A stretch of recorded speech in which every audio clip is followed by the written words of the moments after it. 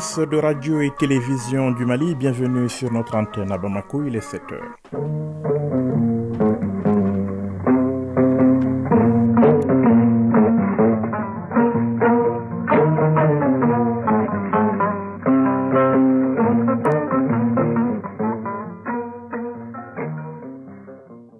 Le journal Yaya Konaté. Dans l'actualité de ce lundi 25 septembre 2023, l'enseignement catholique au Mali veut garder son identité et améliorer sa qualité. Réunis ce week-end à la faveur d'un forum national, ces acteurs ont fait l'état des lieux. Une série de recommandations ont été formulées à suivre dans ce journal. Mali, Burkina Faso, même combat à la tribune des Nations Unies. Le débat de haut niveau à l'Assemblée générale s'achève demain. Les représentants du Mali et du Burkina Faso ont saisi l'occasion pour dénoncer l'attitude paternaliste et néocoloniale de certaines puissances étrangères. Vous entendrez des morceaux choisis dans cette édition.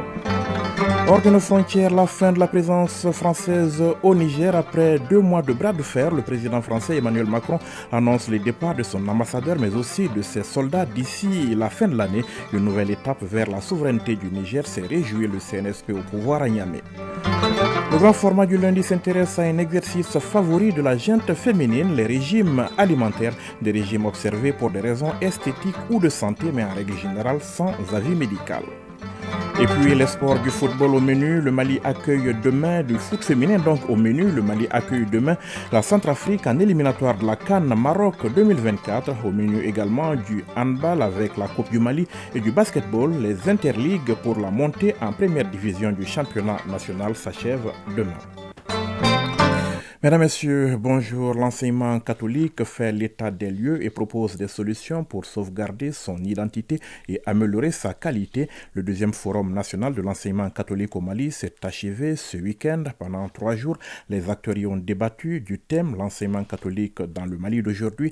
Quelle perspective pour garder son identité et demeurer au service de la population? C'est un reportage de Agibou Koulibaly. Ce deuxième forum national de l'enseignement catholique au Mali a été un moment de réflexion profonde pour la communauté éducative catholique. Il s'achève avec des recommandations cruciales pour l'avenir de l'éducation catholique. Monseigneur Jonas Dambélé, président de la conférence épiscopale du Mali. Vos réflexions ont débouché sur des recommandations pertinentes qui vont permettre à l'enseignement catholique d'améliorer son travail et ses performances par la formation continue des enseignants, par l'amélioration de sa situation financière et le renforcement de son organisation. Pour le premier responsable de l'enseignement catholique, il s'agit de former des esprits, d'éveiller des consciences et de nourrir l'âme de nos élèves. Dr Abbé Edmond Dambélé, directeur national de l'enseignement catholique au Mali. Les résultats attendus par le forum étaient l'identité et la mission de l'enseignement catholique sont mieux connus des participants. L'orientation de l'école catholique au Mali est redéfinie. Des pistes d'autoprise en charge sont dégagées pour une meilleure gestion des ressources humaines de l'enseignement catholique et de ses ressources financières et matérielles. Les autorités scolaires s'engagent à collaborer étroitement avec les écoles catholiques pour mettre en œuvre ces recommandations et promouvoir une éducation de qualité pour tous les Maliens. Dr Augustin Poudjougou, conseiller technique au ministère de l'Éducation nationale. Le forum nous a permis d'identifier le traitement qu'il faut à notre école malade et au-delà de notre société. Il nous faut donc agir. Chacun doit contribuer selon ses capacités à la prise en charge de l'ordonnance. Dr Augustin Poudjougou de rappeler que nous sommes tous des gardiens de la flamme de l'éducation catholique et ensemble, nous pouvons éclairer le chemin pour les générations futures. À 7h04, on en vient à la 78e Assemblée générale des Nations Unies à New York, aux États-Unis. La séance est close pour l'instant, mais elle reprend demain pour une ultime journée. Le Mali y est représenté, vous le savez, par le ministre des Affaires étrangères et de la coopération internationale, Abdoulaye Diop, qui s'est exprimé au nom du président de la transition et qui a dénoncé l'attitude paternaliste et néocoloniale de certaines puissances étrangères. Je vous propose de suivre un extrait de son intervention. Le Mali dénonce à nouveau et avec force les ingérences de certaines puissances qui continuent de faciliter les activités criminelles des groupes armés terroristes au Mali et au Sahel. Il y a lieu de rappeler que le 15 août 2022, le gouvernement du Mali avait alerté le Conseil de sécurité des Nations Unies sur les actes d'hostilité et d'agression de la France. Au lieu de cesser ces agissements, ce pays membre permanent du Conseil de sécurité des Nations Unies continue en toute impunité ces manœuvres de déstabilisation du Mali et du Sahel, comme en témoigne la récente libération des terroristes dans la zone des 3 frontières du Burkina Faso, du Mali et du Niger, en dehors de tout cadre judiciaire et à l'insu des États concernés, pour perpétrer plus d'actions terroristes contre nos populations civiles et nos forces de défense et de sécurité. Les actes hostiles de la France s'illustrent également par ses interventions intempestives et illégales pour retarder, voire empêcher le traitement de nos demandes de financement dans plusieurs institutions financières sous-régionales, régionales et même internationales. Dans le même ordre d'idées, il est regrettable que le même pays, la France, tente et même parfois parvienne malheureusement à instrumentaliser des organisations régionales africaines opposant des pays frères les uns aux autres, uniquement pour ses intérêts géopolitiques dans une démarche néocoloniale et paternaliste.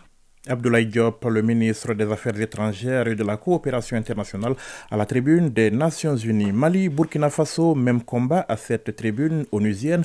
Le ministre burkinabé de la fonction publique, qui représente également son pays à cette assemblée générale, a dénoncé aussi l'attitude de 2 poids, 2 mesures de la communauté internationale dans la gestion des questions politiques et sécuritaires en Afrique. Pour seulement basier, le Mali, le Burkina Faso et le Niger sont victimes de complots. Il a notamment fustigé le manque d'honnêteté de la communauté internationale face à la lutte contre le terrorisme. Morceau choisi. Si la communauté internationale était honnête et sincère dans son engagement contre le terrorisme, il ne perdurera point, de sorte à ce que des populations civiles s'engagent et se forment pour assurer leur propre défense. Parlant d'un manque de franchise de cette communauté internationale, voici les exemples. Premièrement, lorsque le Mali, le Burkina Faso, le Niger et d'autres pays se sont organisés sur leurs frontières communes en mutualisant leurs forces pour faire face au terrorisme, la France est venue de nulle part imposer son instrument qu'est le G5 Sahel. Aujourd'hui, la CEDEAO, qui a subitement une force d'intervention pour rétablir des démocraties, a annoncé un apport de 2 milliards de dollars US. Mais à la création de cette G5 Sahel, jusqu'à nos jours, à sa vaporisation, cette CEDEAO n'a pu débourser que 25 millions de dollars US. Où est donc le sérieux dans la défense des vies humaines prônée par la Déclaration universelle des droits de l'homme et des peuples? Deuxièmement, le Burkina Faso subit des sanctions cyniques suite au coup d'État du 30 septembre 2022. Cette nébuleuse dite communauté internationale, sous l'impulsion de la France qui est passée par ses valets locaux en Afrique, a tenté d'abord de faire nommer un premier ministre au Burkina Faso en vain. Ensuite, ils sont passés à l'imposition de ministres dans des postes stratégiques au sein du gouvernement burkinabé en vain. Et enfin, ils ont négocié le maintien des relations afin que le capitaine Ibrahim Traoré mette en œuvre tout ce qu'ils décideront, condition sine qua non d'une durée à souhait au pouvoir. L'ayant aussi refusé, au nom de l'intérêt supérieur de son peuple, une avalanche de mesures répressives, de menaces, de tentatives de coup d'État, manœuvres immorales sont en élaboration dans des laboratoires criminels. Et malheureusement, toutes ces manœuvres et missions macabres sont pilotées en marionnettes téléguidées par des personnages de couloir présidentiel africains. Au lieu de nous aider à arrêter cette saignée humaine, ce sont des accusations fallacieuses, des mensonges éhontés d'État, englobés dans une diplomatie d'hypocrisie et des menaces voilées pour nous indiquer des partenaires à fréquenter et des conduites à tenir. Nous disons non. Le ministre burkinabé de la fonction publique qui représente également son pays à l'Assemblée générale des Nations Unies à New York.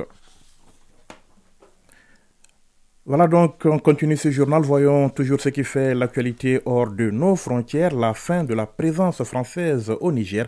À l'issue d'un bras de fer de 2 mois, le président français Emmanuel Macron a fini par annoncer hier le retour à Paris de son ambassadeur et le retrait du Niger des troupes françaises d'ici la fin de l'année. Une annonce dont s'est réjoui le CNSP au pouvoir à Niamey. Ce dimanche, nous célébrons la nouvelle étape vers la souveraineté du Niger, a-t-il dit dans un communiqué lu à la télévision nationale. Depuis plusieurs semaines, la France refusait de céder aux injonctions des nouvelles autorités nigériennes, considérant toujours le président renversé Bazoum comme la seule autorité légitime du pays.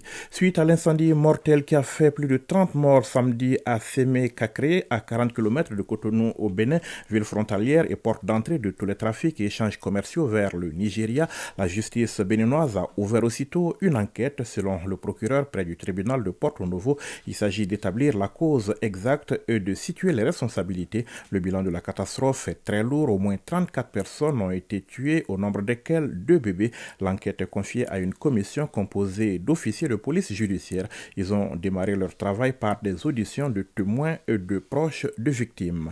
Alors que la récolte des parrainages pour l'élection présidentielle est sur le point de commencer au Sénégal, en Casamance, fief de l'opposant sénégalais Ousmane Sonko, on croit toujours à sa candidature. Le scrutin est prévu donc en février prochain. L'opposant est détenu depuis fin juillet à Ziguinchor, où les activités politiques de l'ex-parti PASTEF ont été ralenties après la dissolution du mouvement. Ses sympathisants comptent bien se remobiliser. Le lancement d'une coalition Sonko-président est annoncé pour bientôt. Elle pourrait donc permettre de contourner la dissolution.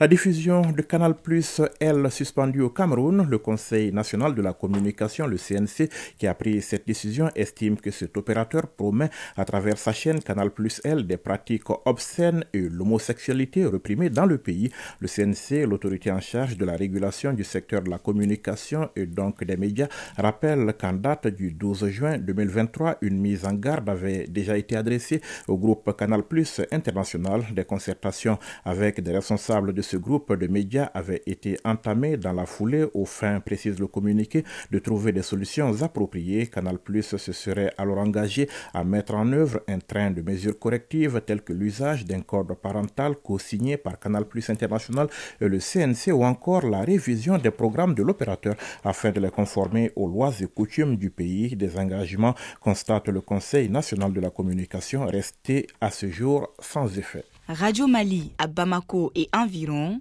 92 MHz en FM pour la chaîne nationale et 95.2 MHz en FM pour la chaîne 2. Et on revient ici au Mali à 7h12 pour le grand format du lundi. Elles se mettent souvent au régime pour des raisons esthétiques ou de santé. Les régimes alimentaires, une des activités favorites des femmes. Rares sont d'ailleurs celles qui demandent l'avis des médecins avant de le faire. Pourtant, l'observance d'un régime alimentaire obéit à des exigences liées à l'état physiologique ou pathologique de l'individu. Si tel n'est pas le cas, le régime peut être source de dénutrition ou d'obésité, selon les spécialistes, quand le régime alimentaire devient un effet de mode. C'est l'intitulé du grand format de ce lundi. Il est signé Bourama Traoré.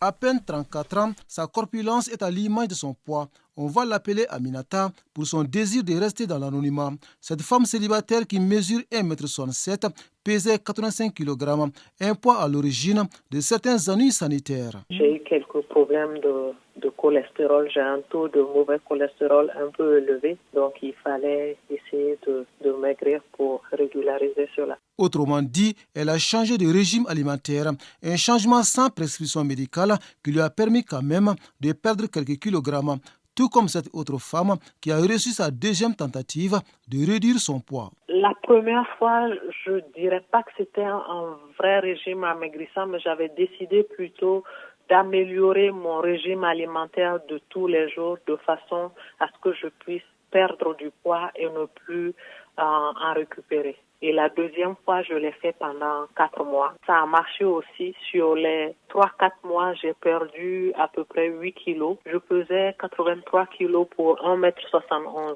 Combattre l'envie semble être le secret pour se priver de certaines nourritures qui donnent de l'eau à la bouche.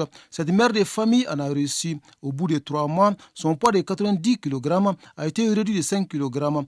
Résultat d'un régime alimentaire observé selon une procédure taillée sur mesure. Je prends un jus d'orange, du lait écrémé et 2 œufs tous les matins. À midi, je prends quelque chose comme le poulet grillé ou bien la viande grillée ou bien le poisson grillé avec un peu de salade et de légumes. Le soir, pratiquement, je prends rien sauf le fruit, la pomme. Oui, je me porte très bien. Et j'ai diminué le sel, le sucre et le gras. Nombreuses sont les femmes qui changent leurs habitudes alimentaires pour des raisons esthétiques ou sanitaires, mais rares sont celles qui s'appuient sur l'avis des médecins avant de s'engager dans cette aventure dont l'issue est souvent incertaine. Chokmor Sangaré est nutritionniste. Par exemple, on peut imposer un régime alimentaire chez une femme enceinte, pour une femme en état de procréation, un régime alimentaire pour les femmes ménopausées. Ensuite, de façon pathologique aussi, on peut prescrire un régime chez une femme diabétique ou chez une femme qui souffre d'insuffisance rénale. Donc, il y a beaucoup de circonstances. Donc, selon l'état physiologique ou l'état pathologique, on prescrit un régime alimentaire. Le régime alimentaire bien suivi constitue une thérapie contre certaines maladies, mais l'observer sans prescription médicale peut avoir un impact sur la santé, selon le médecin. Les inconvénients, c'est surtout qui est exposé à certaines maladies, qui est surtout exposé à l'obésité surtout, ou bien à la dénutrition. Donc, je crois qu'il faut toujours suivre l'avis des nutritionnistes ou bien des médecins. Il s'agit aussi de se priver des aliments trop gras ou encore des boissons sucrées et gazeuses. Le tout soutenu par une activité physique régulière afin de brûler assez de calories et de se maintenir en bonne forme. Là aussi, l'avis du médecin est fondamental.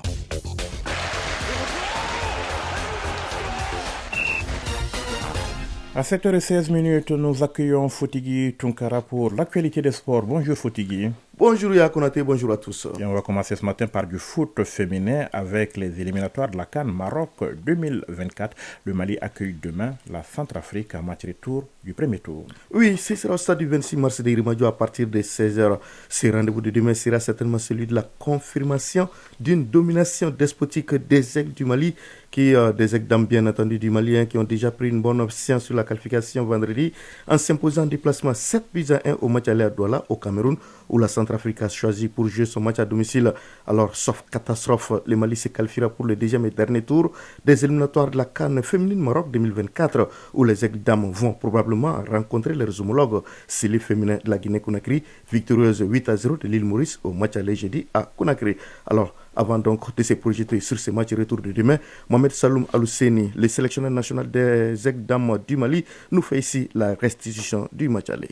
Nous avons effectué une première match au niveau du Cameroun, plus précisément à Douala. Ce match aller nous a beaucoup reçu, je dirais, puisque nous avons pu quand même avoir 7 buts marqués et encaissés. Voilà, c'était un match qui avant n'était pas du tout gagné, donc nous sommes concentrés. Dès les premières occasions, nous avons pu quand même scorer et cela nous a franchement facilité la tâche au plan technique et au plan efficacité. Voilà, nous ne pouvons que remercier le bon Dieu pour nous avoir donné cette victoire le jour même de la fête de l'indépendance. Donc pour vous dire que nous également sur le terrain, nous sommes des guerriers, nous sommes des patriotes, donc nous devons défendre ce pays à tout prix. Voilà, c'est ce que nous avons fait. Maintenant, il reste un match retour également à Bamako. Certes, nous avons gagné 7-1. Cela ne veut pas dire que tout est gagné d'avance. Voilà, le sport reste toujours le sport. Il faut respecter l'adversaire également et se faire respecter. Donc du coup, il n'y a plus de temps à perdre. Nous sommes revenus, nous sommes déjà mis au travail. Nous connaissons déjà l'équipe. Alors à nous d'être concentrés également sur le match retour, pour ce match retour à Bamako et faire un grand match comme celui de Douala.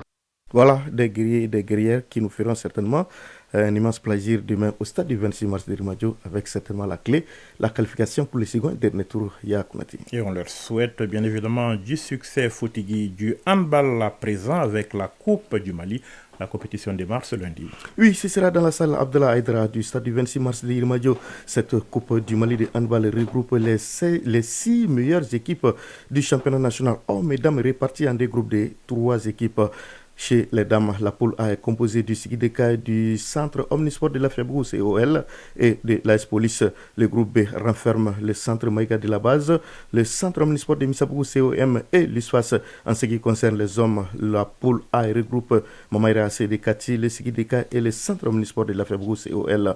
Enfin, dans la poule B, on a le centre omnisport de Misabou COM, l'AS Police et l'USFAS. Les débats s'ouvrent d'ailleurs ce matin avec le match inaugural qui mettra aux prises en homme à partir de 10h, Mamera Sédekati et le Sigui de Kaye. À midi, le Sigui Dam jouera contre le COL. Le reste du programme d'aujourd'hui prévoit dans l'après-midi en homme COM AS Police à 14h et en dame CMB COM à 16h. Du basketball pour terminer Fotigi avec les interligues pour la montée en première division du championnat national. Le tournoi s'achève demain à Koulikoro. Oui, ce sera l'issue donc de la 7e journée prévue demain, comme vous le dites, à Koulikoro.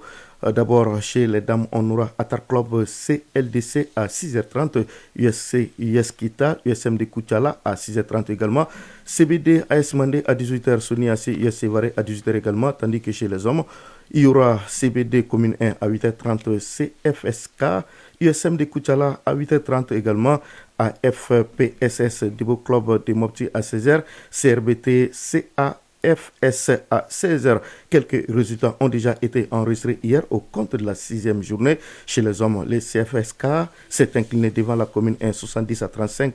L'USM de Koutiala s'est imposé devant les CAFS 61-43. Le Debo Club de Mopti s'est incliné devant le CBD 94 à 51. Le CRBT a dominé la FPSS 87 à 68. Chez les dames, l'USKITA a perdu contre l'AS Mandé 63-37. L'USM de Koutiala a dominé le CLDC 46 à 34. Atar Club de Kidal l'a emporté devant les Sonacés de Gao 80-37. Enfin, Yakounate, le CPD a tout simplement disposé de l'US Varé 104 à 49. Il faut le faire. C'était donc l'espoir et c'était Fotigi Tunkara en direct. Merci Fotigi. Merci à vous aussi. Belle journée. Pareillement. Le rappel du sommaire de ce journal dans un instant. L'enseignement catholique au Mali veut garder son identité et améliorer sa qualité. Réunis ce week-end à la faveur d'un forum national, ces acteurs ont fait l'état des lieux. Une série de recommandations ont été formulées. Mali-Burkina Faso, même combat à la tribune des Nations Unies. Le débat de haut niveau à l'Assemblée générale s'achève demain. Les représentants du Mali et du Burkina Faso ont saisi l'occasion pour dénoncer l'attitude paternaliste et néocoloniale de certaines puissances étrangères. Hors de nos frontières, la fin de la présence française au Niger après 2 mois de bras de fer, le président français Emmanuel Macron annonce le départ de son ambassadeur mais aussi de ses soldats d'ici la fin de l'année. Une nouvelle étape vers la souveraineté du Niger, s'est réjoui le CNSP au pouvoir à Niamey. Le grand format du lundi qui s'intéresse aujourd'hui à un des exercices favoris de la gente féminine, les régimes alimentaires, des régimes observés pour des raisons esthétiques ou de santé, en règle générale sans avis médical. Et puis les sports du foot féminin au menu, le Mali accueille demain la Centrafrique en éliminatoire de la CAN Maroc 2024. Au menu également du handball avec la Coupe du Mali et du basketball. Les interligues pour la montée en première division du championnat national s'achèvent demain. 7h22 à Bamako, c'est la fin de ce journal. Réalisation, coordination, Ousmane Dao, mise en onde, Aliou Koulibaly, mise en ligne, Cheikh Abdelaziz Koulibaly, présentation Yaya Konaté, après les infos météo, Moussa Koulibaly pour la rubrique des avis et communiqués. Prenez soin de vous et des autres. Passez une excellente journée. Au revoir.